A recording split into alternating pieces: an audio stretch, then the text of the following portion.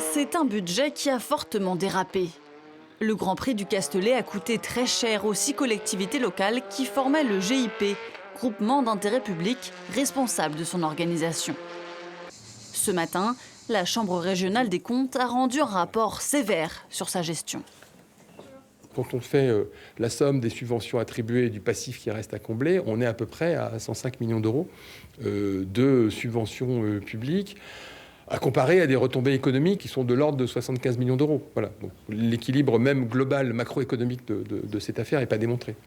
Région, département du Var et des Bouches-du-Rhône, métropole d'Aix-Marseille, les membres du GIP auraient trop longtemps ignoré les difficultés financières rencontrées.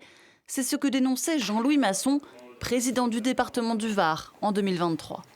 C'est la question que je pose depuis des mois, où sont passés les millions, c'est ma préoccupation. Moi, je ne peux pas accepter de donner de l'argent public, de l'argent des contribuables, sans savoir pourquoi il y a un tel déficit. Le rapport dénonce des marchés publics attribués sans mise en concurrence, des notes de frais et des salaires ahurissants, des revenus de billetterie insuffisants et une étude à 550 000 $ pour un projet de course dans les rues de Nice qui n'avait pas été approuvé par les administrateurs. À l'origine du retour de la Formule 1 en France, Christian Estrosi a écrit une lettre de réponse à la Chambre régionale des comptes.